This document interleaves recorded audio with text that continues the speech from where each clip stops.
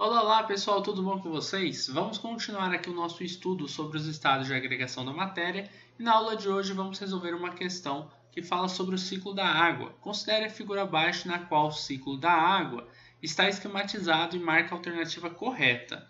Aí temos aqui o ciclo, né? Os 4 passos do ciclo que são representados nessa imagem e aqui alternativas que tentam dizer o que está acontecendo. Bom, vamos analisar aqui a imagem, ó. No primeiro passo, o que a gente tem? A gente tem que a água do mar ela está indo para as nuvens, né? Ou seja, eu estou passando do estado líquido e indo lá para o estado gasoso. Que tipo de passagem é essa? É a vaporização. Mas que tipo de vaporização a gente tem aqui? A gente tem a evaporação, tá bom? Então, ó, evaporação. Lembre-se do seguinte. Vou colocar aqui embaixo. Quando eu estou passando do estado líquido para o estado gasoso, o nome desse processo ele se chama vaporização.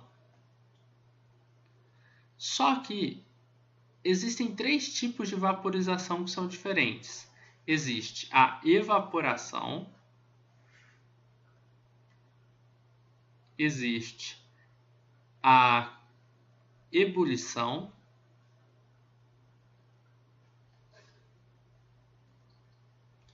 e existe a calefação.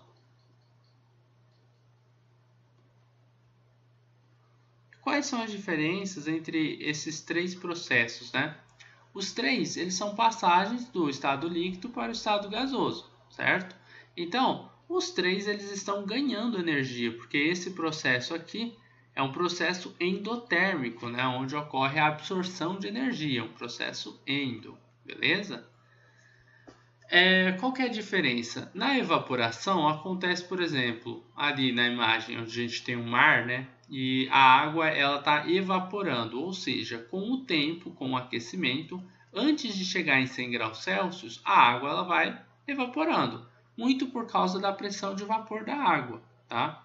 Então a evaporação ela ocorre a temperaturas abaixo de 100 graus Celsius, tá? Então vou colocar aqui, ó, 100 graus Celsius abaixo. A ebulição ela acontece a 100 graus Celsius, é exatamente 100 graus Celsius. E a calefação ocorre acima de 100 graus Celsius. Então, a calefação, 100 graus Celsius acima. Na verdade, professor, mas a água não pode entrar em estado de ebulição, né, acima de 100 graus Celsius. Essa passagem da vaporização ela deveria ser a 100 graus Celsius. Sim, o que acontece é que na calefação, pode ficar incorreto a gente falar assim que é acima de 100 graus Celsius, vou até marcar um xizinho, só que na calefação funciona o seguinte, você tem um recipiente que ele tem uma temperatura muito alta, o exemplo que eu gosto de usar é a chapa de um chapeiro, e aí cai um pouquinho de água ali e instantaneamente a água ela evapora, ela vaporiza instantaneamente. Por que é instantânea essa passagem? Primeiro, porque você tem uma pequena quantidade de água para uma grande quantidade de uma chapa quente, tá? Segundo, que a chapa está a temperaturas muito mais altas do que a temperatura que a água pode atingir. Então, quando a água cai em cima da chapa, ela vaporiza na hora, tá? Se você jogar muita água, o que vai acontecer é que a transferência de calor que eu tenho entre a chapa e aquela água vai fazer com que a chapa perca calor e aí uma parte da água não vai entrar no estado de calefação, não vai evaporar instantaneamente. Mas isso acontece porque a temperatura foi baixada. Agora, enquanto a temperatura não for baixada, toda a água que a gente jogar, ela vai subir no estado de vapor, beleza? Na ebulição, acontece a mesma coisa do que a calefação ou a evaporação. A diferença é que a temperatura a gente vai aumentando, então bolhas vão sendo criadas aqui na água e a água começa a passar para o estado de vapor. Só como a temperatura ela não é tão alta, ela está sendo crescente, acontece que a água ela vai parar na temperatura de 100 graus Celsius, porque a ebulição ocorre até 100 graus Celsius. Isso se a gente estiver, não esqueçam, a gente só fala em 100 graus Celsius porque a gente considera uma pressão de 1 atm, uma pressão de uma atmosfera, tá? Se a gente tiver pressões diferentes, a água pode sim e ter um ponto de ebulição mais alto do que 100 graus Celsius ou mais baixo do que 100 graus Celsius também. Ponto de ebulição, ponto de fusão, isso daí são constantes físicas, né, quando a gente tem uma pressão bem definida. Quando a pressão varia, a temperatura tende a variar também, tá bom? Então, qual desses tipos a gente tem? Nós temos aqui a evaporação, não é uma ebulição e nem uma calefação, o que ocorre nesse caso do mar aqui, tá bom?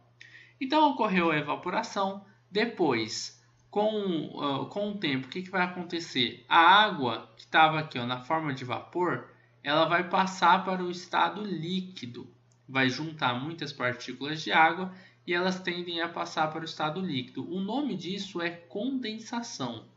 Condensação ou liquefação, tá? Os dois nomes servem, são a mesma coisa. A condensação, então, é o que acontece quando essa água resfria, tá? As partículas elas ficam bem próximas umas das outras, elas começam a interagir. Quando elas estão lá em cima, em grandes altitudes, elas resfriam. E aí ocorre a condensação. Então elas ficam mais próximas e viram um líquido aqui dentro da nuvem.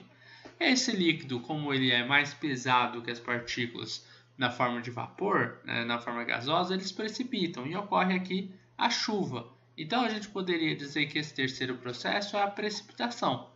Eu já estou olhando aqui embaixo, estou vendo só a alternativa A que aparece, a evaporação, condensação e precipitação. Tá certo essa letra A, hein?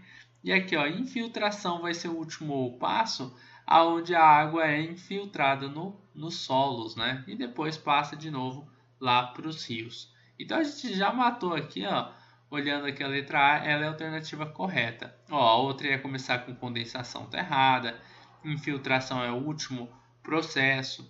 Precipitação tá errada. Aí evaporação aqui ia estar certo. E já erraria no passo seguinte na infiltração. Então, letra A mesmo que é a alternativa correta para essa questão, beleza? Bom, basicamente é isso daí. A gente termina aqui mais uma questãozinha de química. Qualquer dúvida é só deixar aqui nos comentários. E aí eu vou responder a dúvida de vocês, beleza? Um forte abraço, pessoal. Até nossa próxima aula, resolvendo outras questões sobre estados de agregação da matéria. Você gosta das aulas do Estuda Mais e quer ter aulas particulares de química online comigo? Então envie um WhatsApp para o número que está na descrição desse vídeo.